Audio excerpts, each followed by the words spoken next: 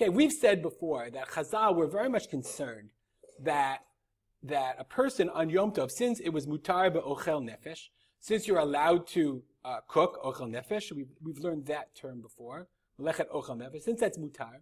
So Chazal were very concerned about the fact that a person might use that to their advantage. Remember, they worked very hard, and they have this whole day off. So what are you supposed to do all day? So you say, I can cook.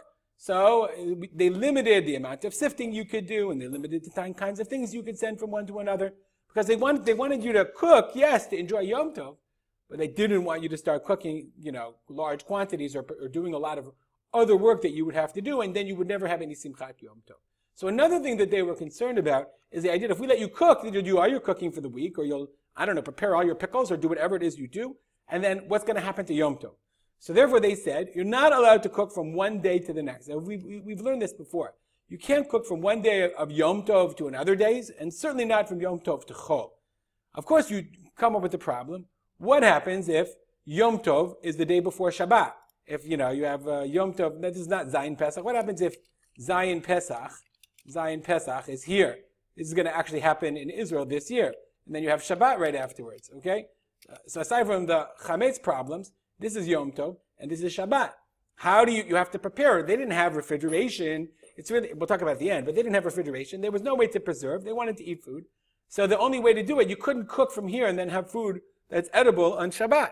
So what could you possibly do? So the Chazal devised, remember, it's mutar to cook. So the prohibitions that Chazal devised, they're dinei d'Rabbanan. The limits are d'Rabbanan. So therefore, it's reasonable and expected that Chazal could find ways of subverting this d'Rabbanan, their own restrictions, in order to allow a person to cook from Yom Tov on Shabbat. And they do that by creating what's called, as many know, an Eruv Tavshilin. Eruv means to mix. Eruv Tavshilin. Eruv, I made Eruv Tavshilin. The mixing of Tavshil is a food. What is an Eruv Tavshilin? That's the topic of our Mishnah, Beitzah Perek Bet, Mishnah Aleph. Beitzah chapter 2, Mishnah 1. The Mishnah says the following. Yom Tov shechal liyot Erev Shabbat. Let's say exactly like we said. Yom Tov falls out on Erev Shabbat. Lo yivashel adam batchila mi Yom Tov l'Shabbat. A person cannot cook originally only for the purpose of cooking from Yom Tov l'Shabbat. Aval, but, mivashel li Yom Tov, you can cook for today, v'im hotir l'Shabbat. If something is left over, then you're allowed to eat that on Shabbat. That for sure you're allowed to do. I'm making soup today. I make soup. I can make a lot of soup, and we're going to see. I can assume that people are going to come late. I can make soup late as long as I'm eating it now. I can make a ton of soup as long as it's for Yom Tov. And whatever's left over, I can use for Shabbat. But people didn't want to do that. They didn't want to just cook for today for the purpose of tomorrow. Let's look at the Bartanura for a second. We're going to see a lot of Bartanura. Kolomar, meaning, Lo yehet chilat mishulo ve'ikaru l'shum Shabbat. You can't originally start cooking for Shabbat. Ela lo yishlu shum Yom Tov yehet chilat mishulo. It should be for the sake of Yom Tov. I'm having a late meal. I want to have soup. Umashu motir yehei l'Shabbat. And what's left over should be for Shabbat. That's one option. Cook for Yom Tov, and the leftovers for Shabbat. But people didn't want to do that. So what else could you do? Ve'oseh tavshil me erev Yom Tov. You can make a tavshil, a cooked food before Yom Tov. V'somech alav l'Shabbat, and you can rely on it for Shabbat. This is exactly what we call the Eruv Tavshilin. This is the tavshil that you make on erev Yom Tov, and you rely on this food for Shabbat itself. I.e., I'm saying this Eruv Tavshilin is a food. I cooked, pasta. I made the pasta from before. Okay? I made this pasta for the sake of Shabbat. So it's as if I already started cooking for Shabbat. Okay, so you're allowed to rely on it for Shabbat. What is the reason for the Eruv Tavshilin? The Bartanura brings two reasons.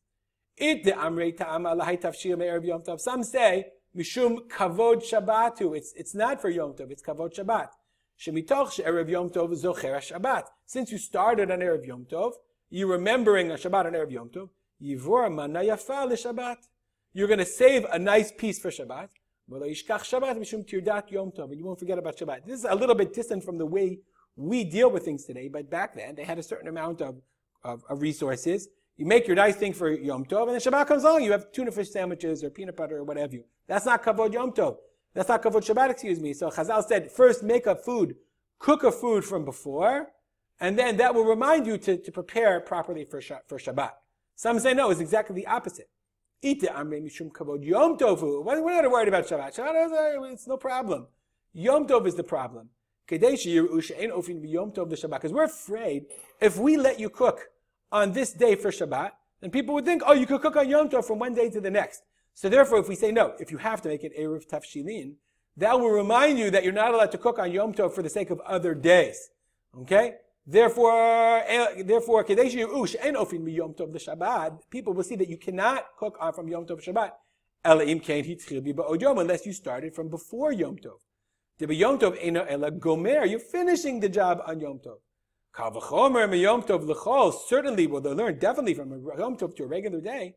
Without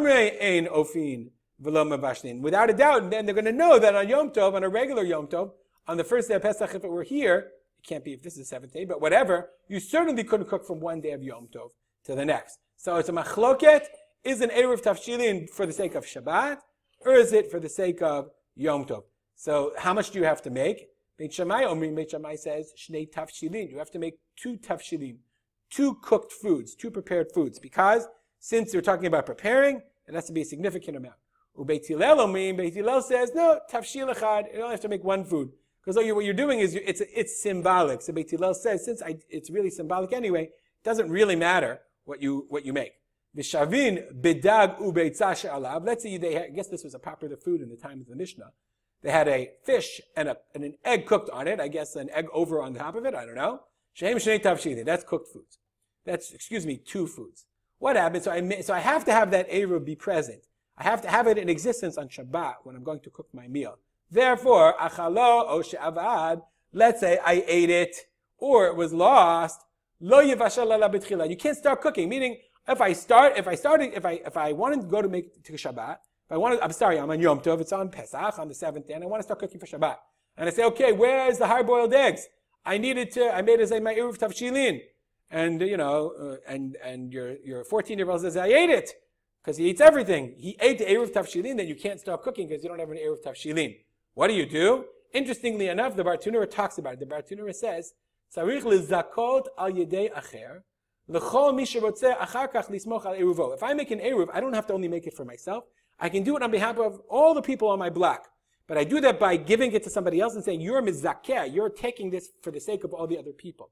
So most rabbis that I know, they have in mind when they make the Eruv Tavshilin or the Rebbetzin, they give it to somebody on behalf of all the people in the community. You can't do this all the time, but if you forgot the rabbi, you call your rabbi and he'll usually say, oh, I made an Eruv Tavshilin, you can rely on mine. Therefore, you have something to rely on. But if you ate your Eruv im shir mimenu kol shu, the rabbi's not around, he didn't make an Eruv for everyone, nobody did.